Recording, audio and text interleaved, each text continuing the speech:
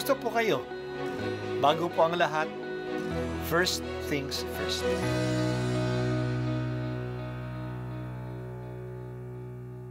Good morning po. Sinisimulan po natin ngayon ang first things first. At dito po, tinatalakay natin sa unang bahagi ng umaga natin ay ang first readings na binabasa po sa banal na misa. Ito pong tinatalakay natin kasi madalas po kasi marami na tayong alam tungkol sa gospel readings. Pero konti po ang nagsasalita sa first readings. Pero ang first readings, bahagi din po yan ng Biblia, ng banal na kasulatan. Kaya susubaybayan po natin ang mga first readings, basahin po natin at kuminsan kailangan ng basahin ng 2 o 3 beses bago maintindihan kasi hindi po tayo familiar sa mga istorya at sa mga kaisipan na tinatalakay dito. Ang pagbasa mula sa aklat ng Henesis. Noong mga araw na iyon, lumakad si Israel dala ang kaniyang ari-arian. Pagdating sa Beerseba, naghandog siya sa Diyos ng kaniyang amang si Isaac. Pagsapit ng gabi, tinawag siya ng Diyos sa isang pangitain. Jacob, Jacob, nakikinig po ako, tugon niya. Ako ang Diyos ng iyong ama, wika sa kanya. Huwag kang matakot na pumunta sa Ehipto. Doon ang lahi mo'y magiging isang malaking bansa. Sasamahan ko kayo roon at ibabalik na muli rito. Nasa piling mo si Jose pag ikaw ay namatay. Mula sa Beerseba, naglakbay si Jacob.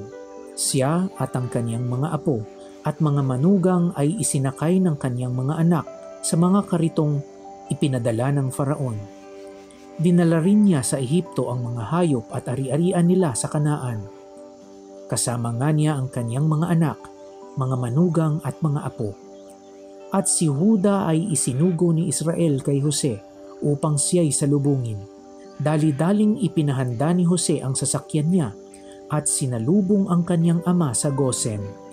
Nang sila'y magkita, agad niyang niyakap ang kanyang ama at napaiyak siya sa tuwa. Sinabi naman ni Israel, "Ngayoy handa na akong mamatay pagkat nakita na kitang buhay." Ang salita ng Diyos. Salamat sa Diyos. Noong malaman ng Paraon sa Ehipto ang kwento ni Jose, pinakaon niya ang buong pamilya ni Jose sa Beersheba. Mga 72 tao lahat. Si Israel, ang mga apo niya at ang mga manugang, ibinigay sa kanila ang lupain ng Goshen at pinaalaga sa kanila ang mga hayop ng Paraon kasi sila ay mga pastol. Doon na sila titira sa Ehipto kasi mahaba pa ang tagutom. Bago umalis si Israel sa Beersheba, nagpakita uli ang Diyos sa kanya sa panaginip na huwag siyang mag-alangan na pumunta sa Ehipto. Doon gagabayan din siya ng Diyos. Mamamatay siya sa katabi nila, sa katabi ni Jose at ng kanyang mga anak.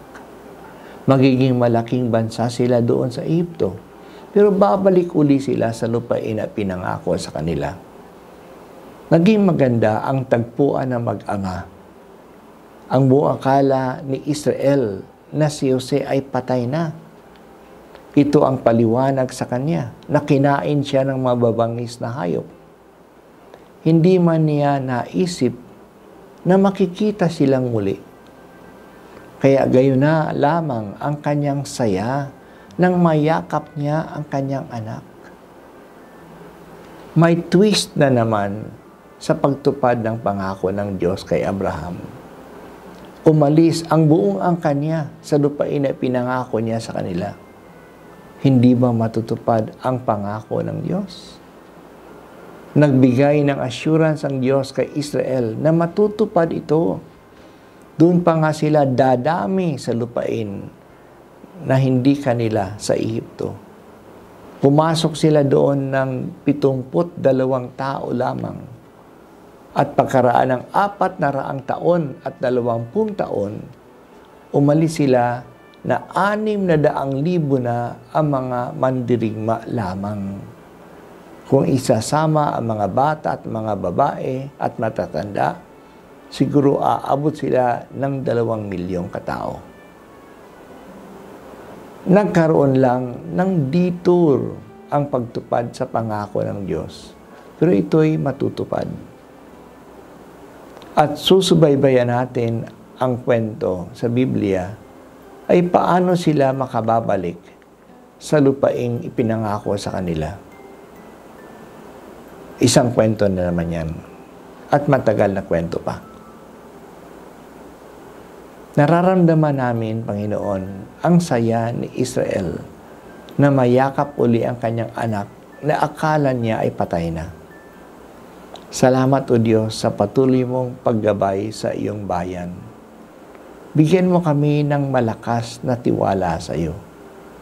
Hindi ka nagpapabaya na tupdin ang mga pangako mo.